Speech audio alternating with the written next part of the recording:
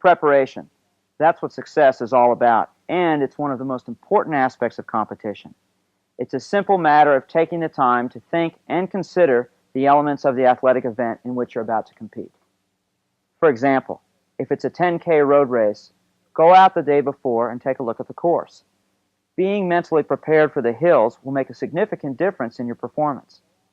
Also, prepare by learning how to relax before competition.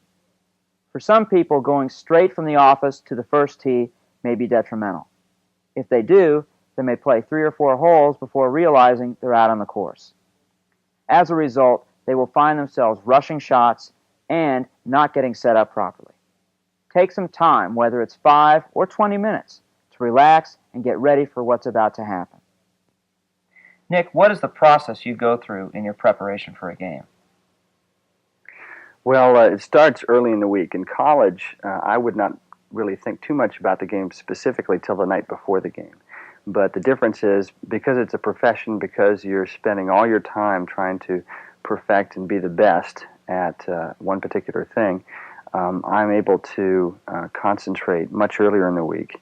I start even as early as Sunday night right after a game to think of the next week's game, who we're playing, where it will be, what kind of weather it'll be like, and preparing myself for the kind of situations that I'll see myself in.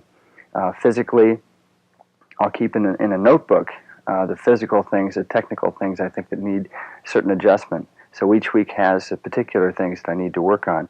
And every day I'll write down in that notebook things that I think that went well, things that I want to remember and conjure up and bring back. And I'll also, although to not quite as much of an extent, also write down things that I think I need to continue to work on, critical things as well. So that by the end of the week, hopefully I've made some progress in any particular things. For instance, I might not be concentrating as well. I might not be keeping my head down.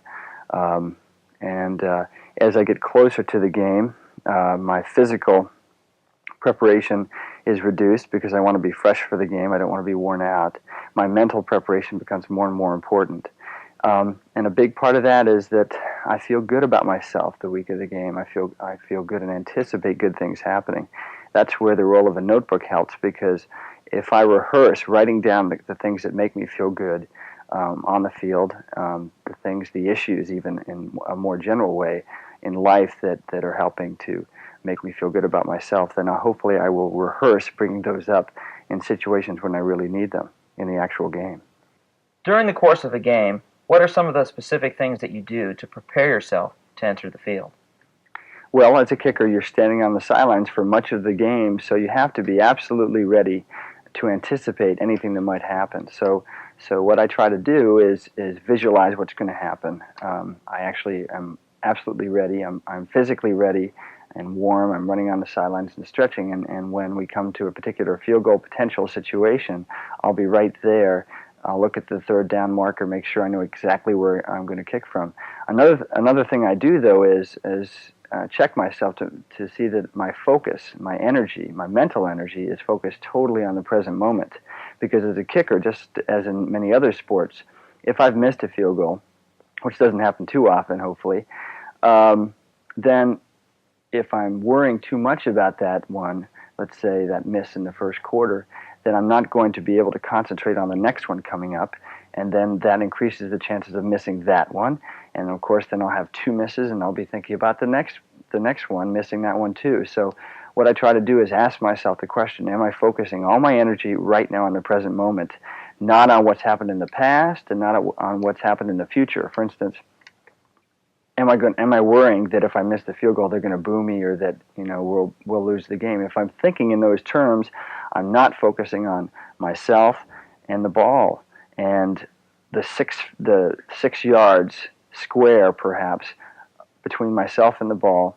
That little area, which is really my room, what I can control, that little space on the field, nothing else outside of that little space. The 50,000 fans, hopefully 80,000 fans, who are screaming, my teammates, the wind, none of those things can I control. Only myself and only my focus and concentration on the ball. Pre-competition strategy also involves taking the time to come to grips with why you're competing in the first place. Are you out there simply for a leisurely round of golf, a certain score, or to beat a particular opponent? It boils down to determining what you want to happen, what might happen, and how to adjust to it if it doesn't go the way you expect. When you consider mental preparation, another useful tool is the focusing cue.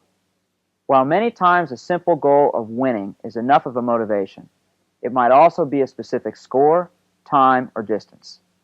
Think in terms of that cue and repeat it to yourself several times during competition. Simple little phrases will help you visualize a goal. Actually, goals are motivators. As a result, it's important to honestly understand what your goals are before beginning a project, whether it's training for a marathon or trying to move up the tennis ladder at the club. Goals, of course, will continually change and shift according to your success or failure. Some athletes are unclear of just what their goals are. Don't sell yourself short. Everyone has goals, even though they may not always seem clear. But by pinpointing a particular goal, you can then establish a more direct route to accomplishing it. We feel there are two types of goals: materialistic and non-materialistic. A materialistic goal might be winning a certain number of games for the club golf trophy. It's something you can measure, such as your batting average, percentage of first serves that go in, or your score on the golf course. Non-materialistic goals are the ones you can't necessarily measure in the traditional sense, but they're the backbones to the materialistic ones. Invariably, athletes want a certain degree of satisfaction in performing up to potential. Non-materialistic goals are more important because if an athlete can feel a sense of satisfaction about his effort, then winning actually becomes secondary, although still highly important. It's also important to realize that short-term goals support the long-term goals.